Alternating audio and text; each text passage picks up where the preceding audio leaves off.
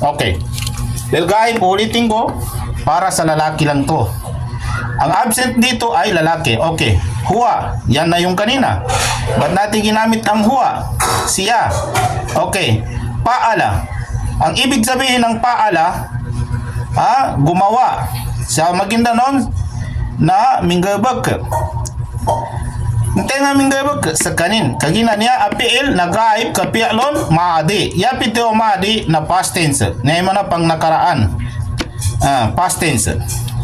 Pialon maadi. Tambo niya ito pag-usahin na may simulat.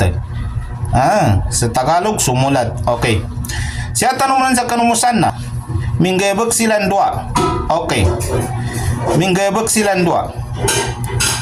Ang ibig sabihin, gumawa silang dalawa. Kaya ginamit ko ang musanna para madali natin maintindihan na ito ay musanna, dalawa. Ba't siya naging musanna? Paala, dahil ang paala ay nadagdagan siya ng alif sa kanyang dulo. Okay. Paalu. Ang ibig sabihin ng paalo sa Maguindanao na minggabag silang langon sa Tagalog, gumawa silang lahat o di kaya nagtrabaho silang lahat. Kaya ginamit yung jam on para madali natin maintindihan na pangmaramihan ang PL na ito.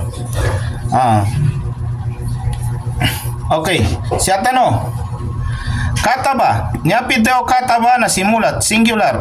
Ngayon man na nag-iisa lang. Simulat sa kanin. Sa Tagalog, sumulat siya. Sumulat siya. Simulat sa kanin. Okay. Kataba. Okay.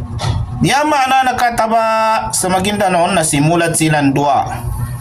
Okay. Sa Tagalog, sumulat silang dalawa. Okay, dalawa. Kaya ginamit natin ng musanna. Ba't siya naging dalawa? Dahil ang kataba, nadagdagan siya ng alif. Na alipon musanna. Atau ka, so alipan na tanda sa dua kataw. Nadagdagan siya ng alif na palatandaan sa dalawang tao. Katabu. Nyapit daw katabu na may.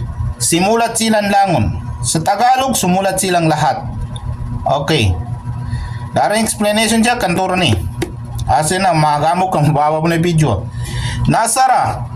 Nasara na timabang. Sa Maguindanao na timabang. Sa Tagalog, tumulong. Nasara. Nyapit daw nasara. Timabang silang dua. Sa Tagalog, tumulong silang dalawa. Dalawang taong tinutukoy dito. Kaya yun ang tinutukoy ko kanina na musanna. Okay. Nasaru. Ang ibig sabihin ng nasaru ay tinumaban silang langon. Okay. Sa Tagalog, tumulong silang lahat. Ang mga af'al na ito ay sila ay tinatawag na fi'alon maadi. Sila ay fi'alon maadi. Ang ibig sabihin ng maadi, past tense, pang nakaraan. Pero, lil ghaib. Lil ghaib. Ibig sabihin, absent ito. Lahat ng mga af'al na ito, ang kanyang tinutukoy ay absent ang kanyang tinutukoy dito. Di kaya kanyang pinag-uusapan. Sila ay absent. Okay. Inshallah, dagdagan natin ito.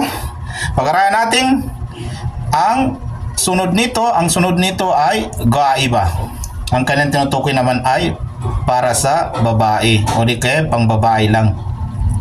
Kaya dito muna tayo kasi may clear lang video natin.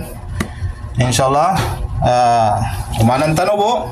Nga importante na sabutan tanong, inya aafal, paala, paala, paalu, kataba, kataba, katabu, nasara, nasara, nasaru, na sila na napialon maadi, niya mana nagabog kanay po sa lil gaib, yapito gaib na absent niya ang mga tausilan. Niya mana na daw kanu pamalo kabangagya daw sa kanin sa kanu kabangagyan to. Bali siya tanong utaman, inshallah, dosa ni daning ka tautupi na tautupan mataw sa kanon niya kasi pagkatabang sa kanong mga wata masukuan to pa na pambibitin. Inshallah, dagdagan lang natin ang supply ito, di kay mga af'al na ito sa susunod na araw, inshallah, para may matutunan pa tayo sa pag-aaral natin ng sarf. Wassalamualaikum warahmatullah.